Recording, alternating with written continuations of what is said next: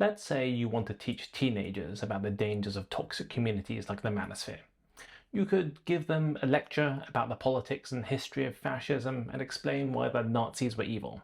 You could show them a movie. You could even get them to play a live-action role-playing game if you wanted to give them a really visceral, immersive experience. And if you're going to do that, you might set it in a magic school, because historically those have been one of the most popular kinds of LARPs for kids. But there's a couple of problems here. These days, magic schools have a pretty unsavory association with Harry Potter and J.K. Rowling now, and a lot of kids don't want to play that. For another, most fantasy adventures and magic schools portray the protagonists as rebels fighting against fascists. That's great if you want to fight comic book villains, but it doesn't address the fact that toxic communities are pulling in more and more young people today. People who think they're the heroes fighting for good. People who are attracted by the sense of belonging and dignity and purpose that these communities promise. How do you teach that? Well, a magic school up might work if you had the teenagers play the fascists, not the rebels. That way, they get to understand and experience firsthand just what it is that attracts people to these toxic communities.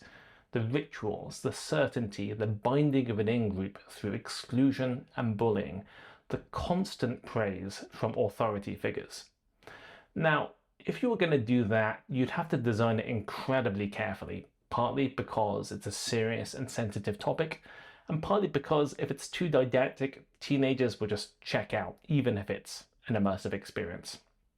But mostly, it's because you just can't risk accidentally teaching teens that fascism is actually good. To be really careful, you need to prepare them for the experience months in advance. You have to give them all the context, and you have to give them a lot of good onboarding and safety mechanics. And that is what Epos Daimon does. It's an anti-fascist magic school LARP in Denmark where teenagers roleplay as fascists. Players are high-ranking students at a prestigious school at the very heart of a theocratic fascist regime. For 4 days, they hunt down witches and monsters, they denounce their parents as rebels, they build technology for the state, they sing songs and go on marches and take part in rituals. They discover for themselves just how quickly their morality can slip when they're praised for it by teachers and nobles and their peers. Epos Daimon was designed by Katrine Wind. She's a veteran LARP designer, and she made it for a boarding school called Epos that uses LARP as an educational tool. It's inspired not by Harry Potter, but by Philip Pullman's His Dark Materials universe. Now, if you've read those books, you know a big part of that universe is that every person has their own demon, which is an animal that represents their soul but lives outside them. Now that was key to Daimon, a LARP for adults designed by Katrine, and it was also crucial when Katrine adapted it into Epos Daimon for teenagers.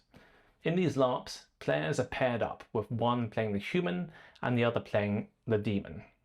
And this makes the experience way more powerful and way safer, because it means that no player is truly on their own, even when they're being bullied within the game. And it also means that players can experience what it's like to have a kind of torn conscience. I was incredibly intrigued when I first heard about Epos Daimon, and the more I've learned about it, the more I think it could be an incredibly valuable way to illustrate to teenagers the dangers and the allure of toxic communities. So the rest of this video is my interview with designer Katrine Wind. I originally intended it to be a blog post, but the conversation was so interesting I decided to adapt it here too. So because this is such a sensitive topic, please use the linked blog post if you plan to quote anything, since we provided the full context there. I've also added captions throughout to clarify a few points, since English isn't Katrine's first language. So here's my conversation with Katrine Wind, where I start by asking her what Epos Daimon is? So it is a boarding school in Denmark that has almost sole focus on LARP in their education for a year for 15 to 16-year-olds. And they go there for a year and are there during the weekdays and some weekends and away from their parents. But besides that, it's focused on LARP in many ways and cosplay and stuff like that. And they have a trip, usually abroad, each year, where they are going to a longer LARP. And for many years, they've been doing a College of Wizardry, their own version. So it's been a company in Denmark going to Poland, where many of the other College of Wizardries have been run. But the organizer of it didn't want to do that anymore. And some of the kids don't like J.K. Rowling and all of that. So they wanted to do something else. So then a teacher down there had played one of my LARPs and had recommended that the headmaster talk to me. And the headmaster was someone from the Danish LARP community, but I didn't know him personally. But we built a really nice bond and found out what we wanted to do. And I don't have anything that, like for the past 15 years, I haven't done anything for people under the age of 18. And I was not sure that I knew anything about EduLab, and I'm not sure I was comfortable with that. So he made sure to that he would be responsible for being the pedagogue, for making sure that that it was good content for the kids, and I would do the lab experience thing. Cool. So it's for, you said 15 to 16-year-olds. Yeah, 15, 17. So it's like in the end of their primary school, before they go to high school or further education. They will usually have their last year or last years of school there. So it's usually kids who are pretty interested in LARPing to begin with, but some of them have not been. Maybe they have mostly been cosplayers, or maybe it's completely new to them, or they've done some D&D around the table. But the live roleplay part is like they have an interest, many of them, and then they also have school weeks where they do different themes at home. So they also do some of it, but not in this kind of form before this time of year. Well, I guess it's difficult to do these kind of long form, spectacular, blockbuster LARPs. I mean, they can't do that every week at the school. That would be too expensive or disruptive. Oh yeah, absolutely. But then they will have like math into some of it, history lessons, English lessons. Right. So like they'll take it all into a week of theme, and then maybe they do smaller LARPs or maybe a one-day LARP. But this is kind of their it's for fun. Like it's both a great experience, like a memorable thing. Usually they would go to a castle in Poland. But what the headmaster and I agreed was, yes, it's really cool for them to try to be in a castle. But the trip there itself, like, it exhausts them so much. So we found a castle in Denmark, and then it doesn't matter that they are in Denmark when we are there. Historically, they went to College of Wizardry, which was originally, I mean, it was actually Harry Potter in its first couple of years, I understand. Yes. And then for obvious legal reasons, they can't make it actually Harry Potter, but it's still Harry Potter inspired. Yeah. So presumably when the students were going to that, they were having a fun Harry Potter inspired experience of being in a magic school. That's what it used to be. Yes, exactly. So they everybody knew about wands and spells. So even though the spells was called something different, they knew about being in school. So it was very familiar to them, either with the universe itself or something homemade that looked like it. So that was also a consideration. What should we do so that they're all on board? And then I suggested that what I could maybe adapt was something that would challenge them a bit more LARP-wise, because they will definitely find fantasy LARPing, and some of them already have. And many of them will find vampire, many of them will find D&D, but they also wanted to make sure that they were introduced to some more Nordic LARP, because that's not something they necessarily find themselves. So I also focus on them. How do you make your own character? How do we create a coherent world? How do we workshop so that we are playing the same thing? And what could you consider, and what themes, when it's not about stats and spells and explosions, right? So I thought that I do my LARP Demon. That is a LARP that is inspired by his Dark Materials, by the Philip Pullman trilogy. the Golden Compass, some might know it under. And that's also a magical like version of our world. So I didn't want to take the adventure out of it for the kids. It should still be like a special experience and something that's not just necessarily a historical LARP. It should also be like with some free limits like that, or boundaries like that.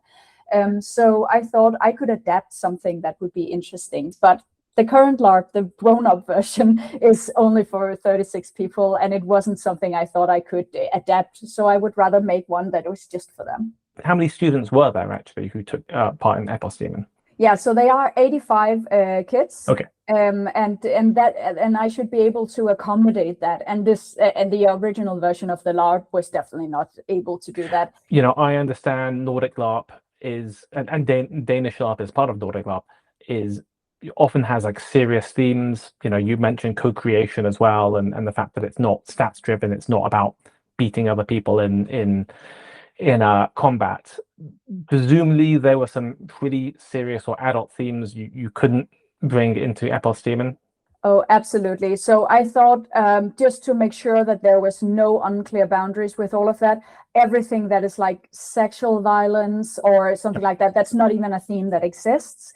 And also like sexual interactions in general, which kind of took that out. They can have some romance, like if they're 17, that's okay. With their own age, that's fine. But like we set some clear limits for that, and the headmaster agreed with that, because then there's also not the misunderstandings and stuff that could be like off game with bleed and stuff. So let's get into Epos Daimon. So it's in his Dark Materials world. Why don't you tell people very quickly what that's like, why that's exciting, and you know, what the players, who are the players in this world? Yeah. So there are many really interesting things about the original source material. The thing I use the most is when you are a person, you have your soul outside of your body in the form of an animal, and that's called your demon, or daimon in Danish, and that's why it's called Epos Daimon, but it is demon as well in English. Yeah. So that's in form of an animal, and you can only go very short distance away from each other without pain. So there's this like invisible bond, and when one hurts, so does the other, and you can kind of read each other's thoughts.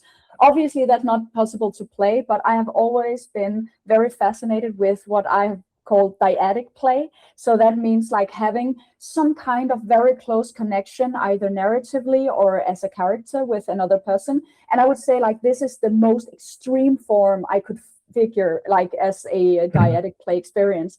So this means that these kids, they are playing two people that are one character. So one is the human and the other one is the demon or the soul. Obviously, they can't really read each other's minds, but we have a lot of workshops around how do you have awareness of where the other person is? How do you share a story? How do you build a character together? So that also challenges them as writers, designers, LARP writes, and also taking responsibility for both their own game, but also the co-creation together with another. That also makes sure that they're less lonely. You know, these kids, some of them have had really rough childhoods as well. And just making sure that they're not standing on the outside looking at the fun, but always have a buddy with them. Like that was the perfect setup for these kids. Yeah, they must always be together. It's not like one person can go off to another part of the castle. They have to be close to each other in the game. And they're kind of always talking to each other. I guess even if they're fallen out, which I know happens in his Dark Materials, spoilers. But I'm sure, you know, they still come back together. So also like in his Dark Materials, we have this idea of the magisterium, right? Which is this kind of fascist, you know, organization, I guess, that they're theocratic, trying to control the world. Yeah. Yes. Now the kids are not rebels, right? They're not. That's what would normally happen. I mean, that's Harry Potter. Like the kids are rebels against the Ministry of Magic, against the baddies. But you are doing something really different here. Yes, absolutely. Basically, I wanted to, when we got further into, so what is the setup? Okay, I see this is definitely the setup. And I wanted to also make it a school setting, because I think that part of the College of Wizardry thing was very good, because it's something recognizable and it gives a structure to their days. But I was thinking that as you said, with Nordic LARP, what we also do is trying to like explore societal structures or relationship structures, and the competitive part can often make it more fun to be the rebels or try to win. And that's what I try to take out of this. But there's also the very serious theme that started to emerge even more when I was looking at this in 22, suddenly, both with America and with a lot of the politics happening around Europe, and things got really, really dark really fast. And some of these kids started to see some of their friends disappear into manosphere forums. Conspiracy theories were on the rise, being legitimized. And I'm also a political scientist myself. So I thought of the brilliant film, The Wave, or Die Welle. So there's a class room teacher who kind of teaches his class to be fascist, and then they don't stop when he tries to stop them. That's basically the idea. So I was thinking, how can we help these kids understand, instead of just saying like people are stupid because they get lured into these toxic communities, and why do they do it? Not everybody's stupid, and that's not why they do it necessarily, or evil.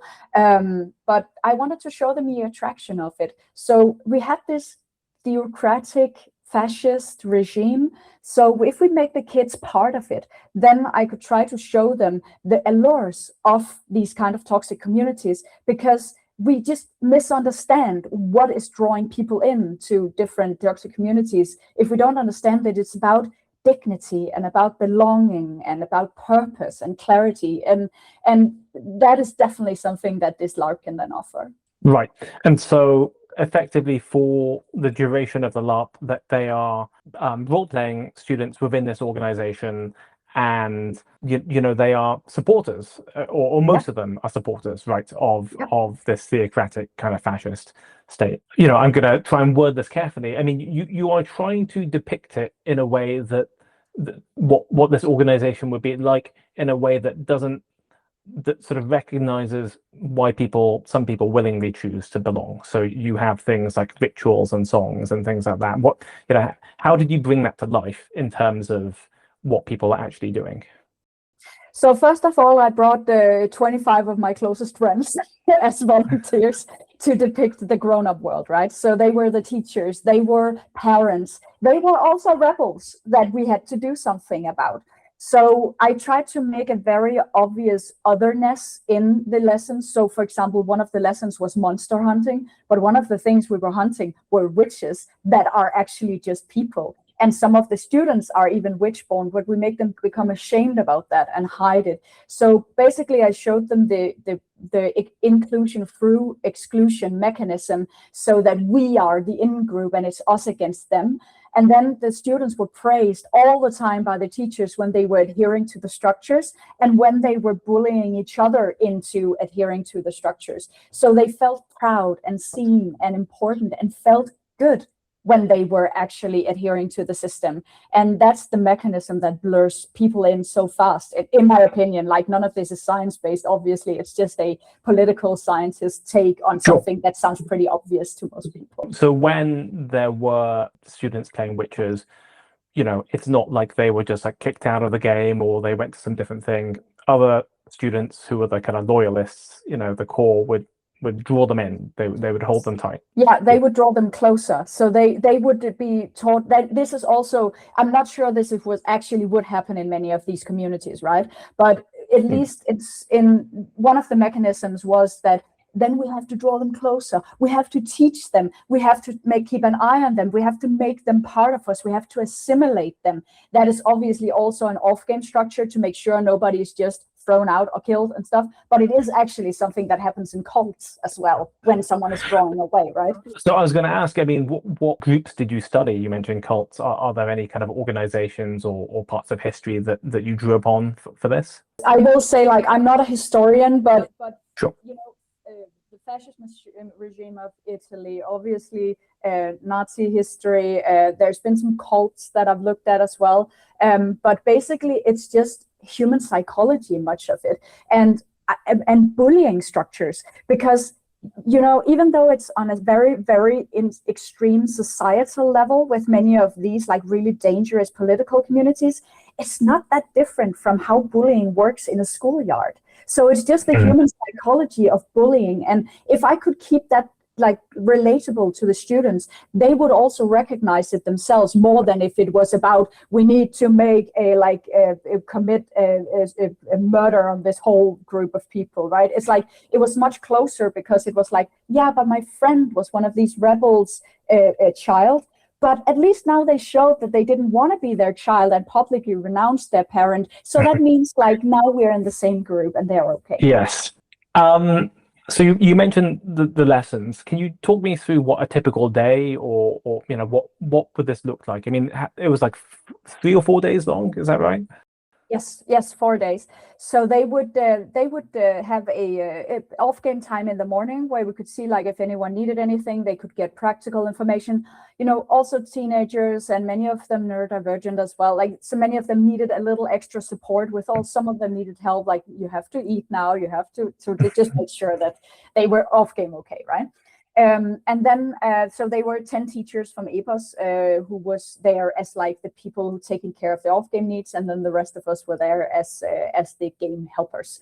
But then we would start with, we made communal singing. We had these 2 songs that we have, they have practiced from home. So we sang them every time we went in game, and they knew them by heart. And then we would make our greeting that like very powerful. It was you know, just a greeting where we were saying a few words and then raising our hands in a certain way. And when 100 chant. Yes, and when 100 people did that, it was super, super powerful, right? So we did that as often as possible. So also you would greet your teachers, you would do it very often, and again make it a symbol and a tradition, a ritual to belong to the in-group. So then we would go to either a lesson or some time in a club you were part of. So you had lessons where you were with the same classmates, and then there was a shift around based on interests, where it's basically like houses or where you did something that was to your interest sphere. So you would have maybe 1.5 hours of lessons with a break in between. We would have a meal where we were sitting in with the teachers up front and then the kids there, and we would have then club time. We could have some free time. A lot of them got punishments where they had to go and do extracurricular stuff if they hadn't been adhering to the rules. And a lot of them thought that was a lot of fun, right? Because they were put into a lot of stuff besides from that. And then we interacted with them as teachers. So they had like 3 blocks of different kinds of lessons each day. And then one of the nights there was a langer, a dance party in a very well-mannered, very proper way. And then we also had like a nighttime from 10 to 11. The students, the characters were supposed to be to bed, but there was an hour where the off-game students were allowed to actually run during the castle, or we were patrolling the castle so they could go and do stuff that they weren't allowed to do, but they were off-game allowed to do it. But at 11, they had to be to bed, really to bed. Right. And so they slept in the castle? They slept in the castle, yes. This sounds amazing. Obviously, you spent a long time preparing the students. You had the workshops, you had the onboarding, because, you know, absent that, you could imagine some people saying, "Oh, isn't this just a way to like get people to think fascism is like awesome, basically?" But clearly, this is an illustration. I think you told me before that almost throughout the year leading up to the LARP, you were talking to the students, or they had lessons. What did that look like? Yeah, so it's a school year for them. So already in September or October, I'll be there and present the world to them, what we're going to do. They'll watch The Wave, the film itself in their lessons. They'll talk about all of this. The teachers at the school are very good at teaching anti-fascist stuff. They also have they have subjects already where they are taught to what all of this means. But then we also built the characters together, and I kind of try to tell them of the advantages of actually being part of the system, because many of us again want to be the rebels, but also LARP-wise later, it's nice to have people who actually wants to play a system in that way. And I tried to make sure they knew what are the interesting parts of that. And we had some times where I then visited them, and then they filled out a questionnaire. So like, would you like to more do like fringe science stuff? Or would you more like to do monster hunting, or would you like to be a secret witch? Or so they have different kind of preferences in that. So then I built a character based on their wishes, and then they built the relationships in that while I was there, and then they kind of kept on doing it and building their costumes. So all the way from about when they were introduced to it in October until the LARP is in March, I work with them along the year, and so do their teachers. Right. Yeah, so this is a whole process where you are preparing them for it, and you're giving them the context, and you're obviously showing them this movie, and you are kind of telling them what it's for. There are other LARPs and Nordic LARPs that do that, but I would contrast that with a lot of other immersive experience or immersive theatre where it's just like, hey, let's just go straight in. We can't be bothered doing any of the workshops and things like that. What do the pre-LARP workshops or onboarding look like? What sorts of things are you teaching the kids or getting them to practice during those workshops? To begin with, I introduce them to the setting, and they can ask questions. And usually, actually, pretty many of them know about his dark materials. But then I usually get some people interested that weren't necessarily before in it. But I'll start with making some collaboration practices. So like, what will our greeting look like? Or then they go and workshop that, and like, so they get some influence over what this world will look like. And I show them some photos so they can relate to it better. And then we start practicing some of the things that are part of this world. So like, how is it being pretty close to each other? How is it to move like an animal? What are the safety mechanics? So there are different exercises, but then also just time to, because they are boarding school students and this age group, they might not be friends with the same people as they were 3 months ago. So I make sure not to make relations for them, but I say to them in their character, you need a best friend, you need a enemy, and then that is something we workshop, like, okay, who needs this? Is there anyone interested, and to what degree, and what could be interesting? So I'm trying to make them like do co-creation in a relation workshop several times to make sure that they are comfortable with what they're building into their character themselves. That's really interesting because I mean, yes, like the social dynamics of students are probably even more dramatic and changeable than with adults. Yeah, so you can't just go and say 6 months in advance, who's your friend? You need to be double checked like the day before. Are you sure you still want to go and play with this person? One thing that I'm really fascinated by is the diadic play. How does that play into the anti-fascist, like theocratic themes of Epos Daimon? Like specifically, like because could you do that without it, and how is it better with the diadic play? I think it at least makes it a lot safer, because if you are the person being excluded, it's much nicer being two people standing there against the others. So you're never really alone. So the off-game loneliness doesn't hit as much. You always experience the same thing as at least one other person. Also, usually when I do the adult version, people can't go take a break. The kids will have to sometimes. And it is okay. Like if one of the players need to go and lie down, they can get into the game again easier with having, or more easily if they have someone who can explain, okay, so this and this and this happened, which means their character has still been there and done stuff, even though they weren't there themselves. So that's really valuable also with this kind of age group, I think. And then it's like, I'm not sure if the fascist part is better in a dyadic version, but there is at least it's easier to be a bully as well and do groupthink if you're more people. So even if you're just a character, but you're 4 people standing around, suddenly you are a group who can be a structure. So I think it helps in smaller ways, but maybe more with the play experience than with the specific teaching them about fascism part. I think we could do that in a normal classroom as well. I was wondering whether you would have pairs of players who are kind of like internally torn about what they're doing. I mean, does that happen where they're disagreeing? Yeah, totally. I would say like 20 or 30% of the kids are so like powerful and experienced that they would be ready to play with the rest of us now, even though they're 17, right? So they would be super good and like challenge a lot of us grown-ups now. So many of them want to play around with all of that. Some of them also just think it's fun to do the conflict part, but then they can do it with someone they feel safe with. So they are definitely up for also arguing with each other internally. So like, yeah, I'm not sure that this is what I actually want to do. Yeah, it is what I want to do. And then they kind of tear each other apart in that way emotionally. Wow. So I'm not gonna like ask for spoilers and how it ends, but I am interested in the debrief because I've gone through this really intense experience, I assume, very like emotional experience. What does that look like? So usually we split them up into smaller groups. So the interest-based clubs will go out with it because they have one teacher that they are connected to that has been hosting all of that.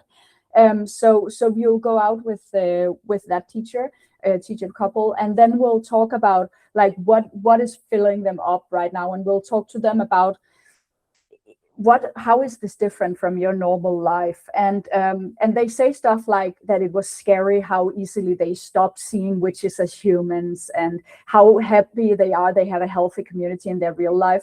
So many of them will have those reflections like, whoa, that was fast that my morality slipped because it was easy and felt good, and like that is exactly what we wanted. And some of them obviously also need to talk about what can we do to resist, because it can feel pretty hopeless as well in real life, like, but it's my real friend who is like gone to this internet community that's really toxic. And obviously we don't have the solution for all of that, but we try to make them comfortable talking to each other about it, talking to their teachers about it, and like making them appreciate what a healthy community they have at the school, so they can actually talk about these complicated emotions. And I want to return to what you said about, could this inspire some to think that it would be really awesome with something that's super toxic like this? And I will say, it's a risk. Definitely, it is a risk. We could introduce someone to something, but my claim would be rather that they do it while they are in a school with great teachers and other students who can like help them with these thoughts. And question is, would they have found it anyway somewhere else? And it's not like I hope that anyone will go that way, but it is a risk. And that's why I definitely need the school and the headmaster to like say, yes, this is something we want to do. We are behind this and we know what we're doing. Because yeah, it is scary what could happen. Yeah. You know, it's not a theoretical thing. Young people are finding these communities. People from all walks of society and political persuasions are going to toxic communities. And so it's, like you say, maybe exposing them to it in this way is a better way of doing it. So how many times have you run the LARP, and how has it changed over time? Yeah, this year I've run it for a few months ago. I ran it for the second time, and I just agreed with them that I'll do it next year as well. But it changed a lot in the way that obviously we didn't know how things would work. The teachers didn't know the world. So that was a bit like, oh, but I knew about the ones. What about this? What should I say? How can you talk here? But I think like it's mostly the structure. Not a lot changed, like basically, but there was like we changed around some of the schedule. We gave them a little longer break. We moved it to Denmark. So the first time it was in the Czech Republic in a beautiful castle there, but then we just decided that it wasn't worth the trip. So rather have some more time where they're actually rested. So we had more helpers as well, because obviously when you need to go out to people to be a helper, it takes more helpers. And then many more visits from disappointed parents or from too supportive parents that was like, they loved that shit. Oh, so in-game parents. They liked having in-game parents visiting them at the fictional school, saying, you're doing great, or how, you know, you've denounced me, what are we going to do? Yeah, so we made some of the board members of the school, that was the kids' parents, because that would also give some status to the ones who wanted that. We both years we've had the king visit to see like the new science stuff that they have been doing, because it's like a prestigious nobility school, or it's like it's top of society, right? And then some of the kids also have like a noble and a rebel parent, and they don't even know themselves, and then they get a visit from both. So like having the down-to-earth stuff combined with, we have a witch suppression machine. Like there was this great kid like that was sitting there building. We had these really complicated like marble ball lanes that takes like 8 hours to build, and then it can open stuff. We put some of them there because some of the kids want to just tinker a little bit. And he had made this amazing like building for 8 hours during the LARP because he wanted to just sit there with it himself. And he just came in at exactly the right time, like all proud, like, I fixed the witch suppression machine. And that was just like, everybody just cheered, and he just became the hero of it. And like, but it meant that the witches couldn't actually escape as they wanted to. So it was actually pretty terrible for them. But he was just like the systemic hero. And it was just such a great way of showing this terror of this regime. Wow, that's fascinating. So there's 85 students or 85 players, and there's, I think you said like 25 volunteers plus 10 teachers. And 10 teachers, yeah. And 10 teachers. And then on top of that, you got maybe some more parents or some board members who are coming as well. Oh, those are taken from the 25 helpers. Okay. Yeah, so we are about 12 or 14 that are dedicated as teachers and staff of the school, and the rest are like monsters or different parents or things that happen out there. I mean, the cool thing about this is it must be quite fun for the parents and for the volunteers. It's not like super boring. You know, they get to play and they get to do something meaningful. Presumably that makes it a bit easier to go and get people to volunteer. Yeah, and I mean, I asked just now a few weeks ago if people wanted to join again, and I think it was like 80% of people last time that just said yes instantly, even though it was like it's 4 days that they have to take out of holidays of a week, and I'm just so impressed that everybody wants to join voluntarily. Right, and they're volunteering; they're not getting paid, and so yeah, that's really cool. Actually, I guess I want to zoom out a little bit more now. I mean, Denmark is, I understand, the kind of capital of the world when it comes to young people LARPing, and this has been a long strategy. So can you tell me a bit more about that? I mean, you have LARP schools in Denmark. You know, what does a youth LARPing scene look like over there? Yeah, as I said, I'm not really an expert on that, but it's true that it's a long-term strategy, and I think you have to see the connection to that's where the money comes from, basically, to begin with, because like in Finland they've really succeeded with making LARP an art form, so that's from cultural institutions that you can get support in that way, but from the Danish communities it's youth institutions. Then obviously, more importantly, combined with, we have a national organization that's stronger than in anywhere else in the LARPing world, so that it's national. You can be represented as local organizations, and we have a huge organizational structure in the way that if you're a football club, if you are a scouts association, music school, like everything is an association voluntarily in Denmark, and so are the LARP clubs, which means that we have a huge kind of tradition for it and for voluntary work in that way. So I would say like most of the kids' things are by now magic schools and fantasy LARPs. And when I was younger, I started when I was a grown-up, but when I was younger, it was mostly only fantasy LARPs for kids. So tell me about your LARPing and your LARP design background. I mean, you started as an adult, you mentioned. What does that look like, and how long have you been doing it for? Yeah, so I'm 38 now. So I started when I was 19 in the end of high school, where I come from. And a lot of the people I went to high school with had this local association where they went out. And when the Lord of the Rings was the biggest, there was like 300 people out there at that time. And that was a lot for a local organization, like way out in the western part of Denmark, 3 hours from Copenhagen. So in the end of high school, I was doing some amateur theater, and I just thought it wasn't creative enough. And then I found this communities where you could also improvise and almost right away.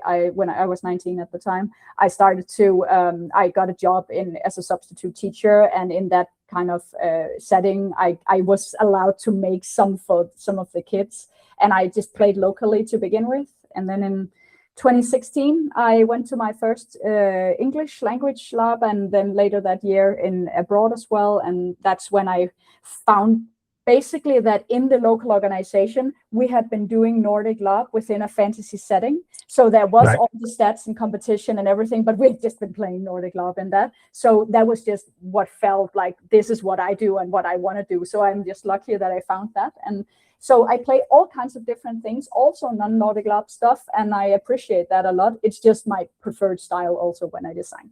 I mean, that means you've been designing almost from almost as soon as you started LARPing, you started designing. Yeah, that's actually true. Yeah, but it's also because I've been writing a lot to begin with. I had been writing small novellas and some theater stuff, and I just thought it was nice to facilitate some of the playground that we had together. What do you like about designing? Why do you think you do it? Basically, to make things work between people and facilitate the best possible experience. So if you go way back, my LARP design philosophy is that good design is just probability calculations. So it's just with good design, you heighten the probability that the most possible people will have the best possible time. And I mean, you can have the best time in your life alone at home in a closet, right? I know that some people have had that. Yes. But I mean, for me, like, LARP is about collaboration and the interactions, and you can make the chance bigger to get a fun experience around that. So I think solving problems of how you do something that is interesting, challenging, builds relations, builds experiences, and builds immersion is what is interesting about LARP design for me. That's really cool. I really enjoyed your article about river rafting design, which I'll link to. Can you tell me a bit more about that and how it fit into Epos Daimon? Yes, absolutely. So my river rafting design concept is basically something I have made because I think we have been structuring LARPs wrong. I think we have been structuring LARPs after the Hollywood model, because that's what all media is inspired by, so that there's a climax in the end. But the problem for me is many media art forms are based about one story, but I would like everybody to be their own main person and like feel like they're a main character. And usually when like there's an end of the world plot in the end, or something unexpected happens, like it will not fit to the story that you have created for yourself. So river rafting design is a way of saying, when you design something, design it earlier in the LARP, because then you have more opportunities for the most emotional impact, or opportunities for emotional impact. Because the best LARP experience in your life can be something where there's nothing happening and then there's a climax. The problem is, if the climax doesn't work for you, you're out of luck. So if you can put in stuff where it makes it a possibility that you could have some emotional impact earlier in the LARP, then you have a bigger chance of that happening. So I do that specifically by trying to make the characters dense, not necessarily long, but interesting and complicated and highly playable, meaning the things that you put in as dilemmas in the characters should not be solved before or easily solvable during the LARP. You should make like complicated relationships, something that's actually interesting to do with your physical body while you're there at the LARP. And also making the setting really interesting and front-loaded. So that's the front-loading concept is probably something that people have heard a lot about. But this front-loaded setting is something like, why don't we start when it's interesting instead of ending with something interesting? Often, like, there's a big battle in the end, or like someone dies in the end. Why not start there and see what happens? So many of my LARPs start like at the very end of a big war, or right when things are getting uncertain, but we have a lot of story to play on. So like that's the setup and the setting. Then there's interesting mechanics, because I think if you just if you just book a location and write some characters, you make things very dependent on your chemistry with co-players and if you like your character, and then nothing happens unless you happen to create it. It can be fine, but the probability is lower. So I think having interesting mechanics like you can't go more than 2 meters from each other, or we are 2 people playing 1 character, like that can be interesting to play with no matter if you like your character or not. So there are just more strings that you can pull, more tools that you can use in your boat to make your boat rock. And then the most unusual part probably, which is the pacing. I front load the pacing, which means that the events that I put in or something strong that everybody experiences, I put that in the beginning, because then I start rocking their boat. Because if I rock their boat in the end, it might not be as meaningful. I don't know where they are. But when I've written the characters and made the mechanics, while they are practicing the mechanics and the characters, I make them actually experience that, because I believe that when we act, we experience. So I make them act, like maybe some immediate race, or it doesn't have to be action or anything, but it has to be something where you need to react from the beginning, because I just hate walking around saying greetings for 3 hours in the beginning of a LARP. Yes, I've definitely seen that as well in some immersive experiences. So in a way, you're saying at the start of the LARP, you have more control over the plot, over the experience. You're making it dramatic. It's more on rails than it is in video game terms than it is later on, and you're getting people to do a lot of things. I mean, I think I read, and you're talking about the aftermath of a war. There's negotiations. You've got people who've lost. You've got people who've won, and that's kind of exciting. And then you can sort of go and slow down and have people develop their relationships. One thing you said was interesting to me. You said you want to give people these kind of complicated dilemmas and relationships that require them to kind of use their bodies physically. What is that? In terms of like, what does that look like specifically for using their body versus not using their body? So the difference could be, so I am described as the most beautiful and wonderful and desirable person in the world, but it's in no other people's characters, and it's not said anywhere what I should use that information for. That's fluff description. That's not something that I can do anything with. However, if it's then written into yours and another person's character that I am the most desirable thing that is out there, but that I then hate both of you, that's something to actually do when we are then placed at a dinner table together for 3 hours and have to sit next to each other. Like it's something like where you have to act like, or you have a task that you have to propose to this person, or it could be something like, I know that some people do, like you have tasks where you have jobs in LARPs, right? So you have this task on a spaceship.